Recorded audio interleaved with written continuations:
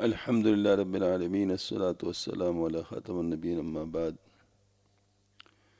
أعوذ بالله من الشيطان الرجيم بسم الله الرحمن الرحيم ولا تقنطوا من رحمة الله إن الله يغفر الذنوب جميعا. عن أنس بن مالك رضي الله تعالى عنه قال إنكم لتعملون أعمالا هي أدق في أعينكم من الشعر إن كنا لنعدها على عهد النبي صلى الله عليه وسلم من الموبقات. قال أبو عبد الله يعني بذلك المهلكات. رواه البخاری. حضرت انس رضی اللہ تعالیٰ عنہ سے روایت ہے کہ انہوں نے اپنے زمانے کے لوگوں سے فرمایا تم لوگ بہت سے اعمال ایسے کرتے ہو کہ تمہاری نگاہ میں وہ بال سے بھی زیادہ باریک یعنی بہت ہی خفیف اور ہلکے ہیں. ہم رسول اللہ صلی اللہ علیہ وسلم کے زمانے میں ان کو مہلکات میں شمار کرتے تھے.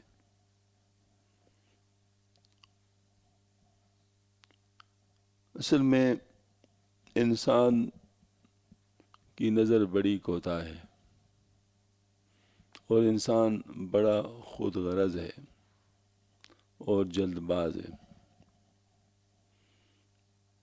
اس لیے اپنے بارے میں اس کا سوچ الگ ہوتا ہے اور دوسروں کے بارے میں سوچ الگ ہوتا ہے. اپنے بارے میں سوچ الگ ہونا اور دوسرے کے بارے میں سوچ الگ ہونا یہ تو خیر ممکن ہے، لیکن ہونا کیسے چاہیے؟ کیا اپنے آپ اپنی یعنی اچھائیوں پہ نظر رکھنی چاہیے اور دوسروں کی برائیوں پہ نظر رکھنی چاہیے، یا دوسروں کی اچھائیوں پہ نظر رکھنی چاہیے اور اپنی برائیوں پہ نظر رکھنا چاہیے؟ اس میں ہم کیا کریں؟ تھوڑا سا اس کا اگر ہم بغور جائزہ لیں تو ہمیں اس کا احساس ہو جائے گا کہ کون سا طریقہ ہمارے لیے مفید ہے. اگر ہم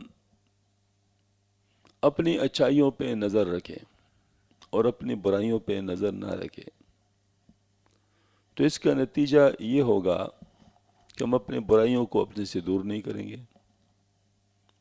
کیونکہ ہم اس پہ نظر نہیں ہے، اور اپنی اچھائیوں کی وجہ سے ہم اپنے آپ کو اچھا سمجھیں گے جس کی وجہ سے عجب میں مبتلا ہو جائیں گے. جو مہلکات میں سے ابھی جیسے فرمایا گیا کہ بعض چیزوں کو تم لوگ بال سے زیادہ باریک سمجھتے ہو، حالانکہ ہمارے نزدیک وہ مہلکات ہوا کرتے ہیں، ہلاک کرنے والی بلائیں. دوسری طرف اگر ہم لوگ دوسروں کی برائیوں پر نظر رکھتے ہیں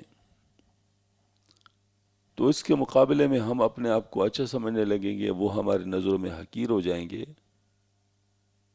نتیجتاً مسلمان کو حقیر سمجھنے کی گناہ میں مبتلا ہو جائیں گے.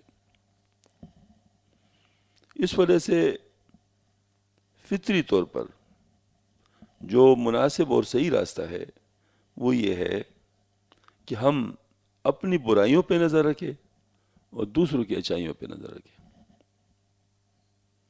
حضرت شیخ سعدی رحمۃ اللہ علیہ اس نے ایک فارسی کے ربائی میں اس کو بہت خوبصورت طریقے سے فرمایا ہے. میرا پیر دانائے مرشد شہاب دو اندرز فرمود بر روی آپ، یہ کہ آنکھ برخیش خود بین مباش، دیگر آنکھ برغیر بدبین مباش. میرے دانا پیر و مرشد یعنی شیخ شہاب الدین سہروردی رحمۃ اللہ علیہ نے دو سنہری نصیحتیں فرمائی ہیں. ایک یہ کہ خود بین مت بنو، یعنی اپنے اوپر اچھائی کی نظر نہ کرو، اور دوسرا یہ کہ اپنے علاوہ دوسروں کو برا مت سمجھو.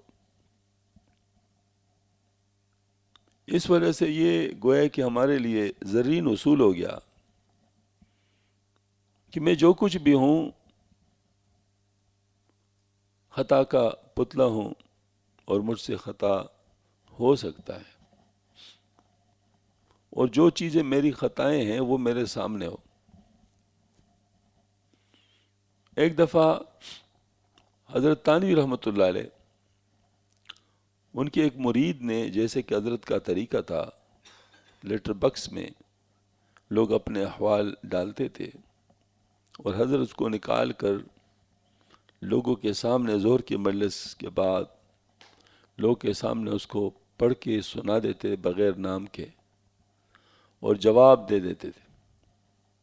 وہ جواب ریکارڈ ہو جاتا تھا، ان کے پاس لکھ کے پہنچ جاتا تھا، لوگ اس کو سن لیتے تھے، نام کا پتہ نہیں چلتا تھا۔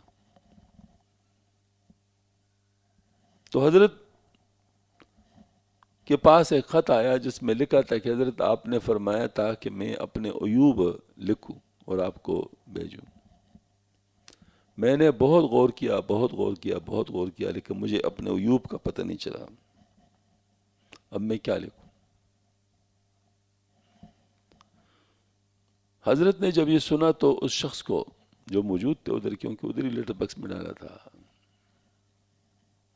اس کو بہت سخت سنائی اور فرمایا ہر بیماری کا علاج ضروری نہیں کہ ہو، تم ایسے بیماری میں اس وقت مبتلا ہو کہ اگر اس کی فکر تو نے نہیں کی تو تم لا علاج ہو۔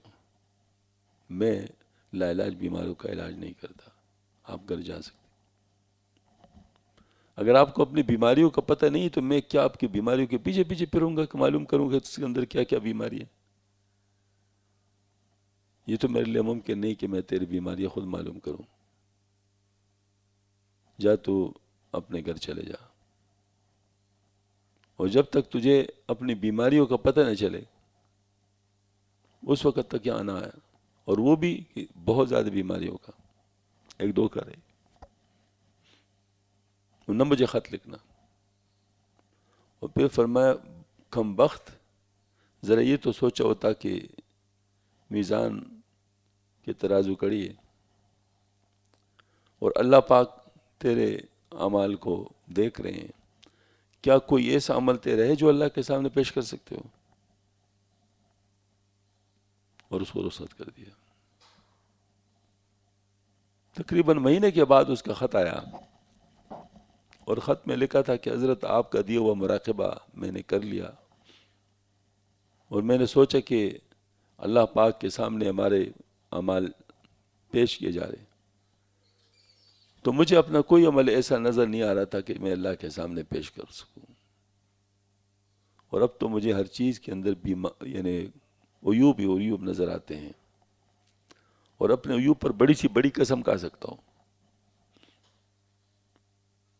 اور میں سمجھتا تھا کہ میرا دل گویا کہ ایک صندوق ہے اور اس کے اوپر منقش ڈھکن پڑا ہوا ہے، اور میں تو بڑا خوش ہو رہا تھا، لیکن جب اس کا ڈھکن اٹھا کے دیکھا تو اس کے اندر تو گند ہی گند تھا۔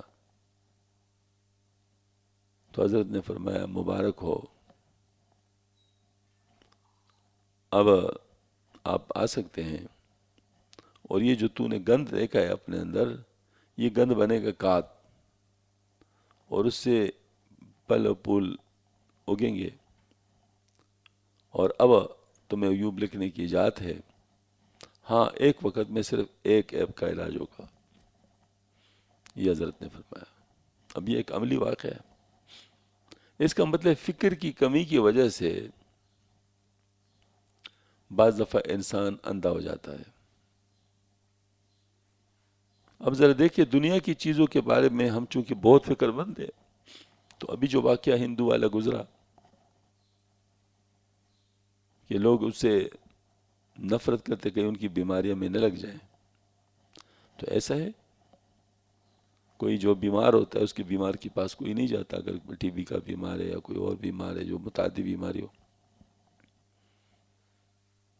لیکن اگر کوئی دینی متعدی بیماری ہو، مثلا بد نظری کی،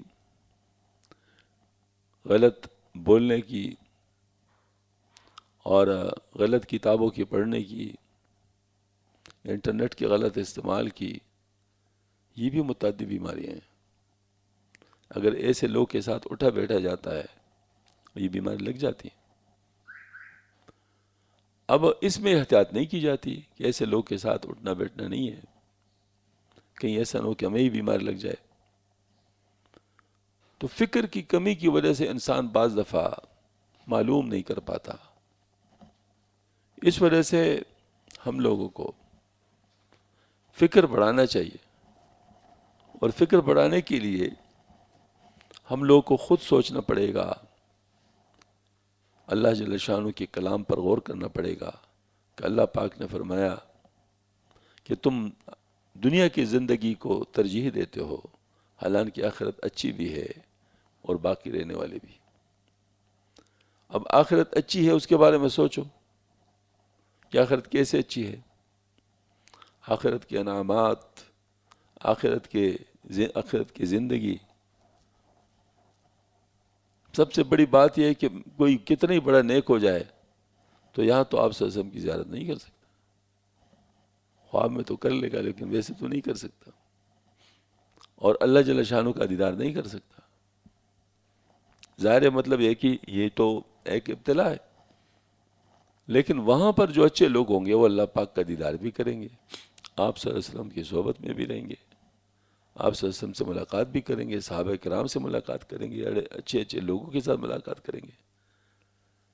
اب اگر ہمیں ذرا فکر ہو کہ ہم لوگ اپنی زندگی ایسی بنا دیں کہ ہم لوگ کے لیے یہ چیزیں وہاں پر ممکن ہو جائیں، تو سبحان اللہ، کیونکہ صرف کھانے پینے کی چیزیں تو نہیں ہے نا کہ اس کے لیے انسان عمل کرے گا، وہ تو اللہ تعالیٰ ویسے بھی دے دے گا۔ وہ بعض دفعہ انسان کہتے ہیں وہی جنت میں کھانے پینے کی ایسی چیز ہوگی تو اس کے لیے اتنا زیادہ وہ نہیں، لیکن یہ نعمت ہے، یہ یہاں پر ہو سکتی، یہ نعمت یہاں تو یہ نہیں ہو سکتی۔ تو ان نعمتوں کو تصور میں لائے اور یہاں کی دنیا کی جو حقیقت ہے اس کو اپنے سامنے لائے۔ وہ کسی نے حضرت سے کہا کہ دنیا کی محبت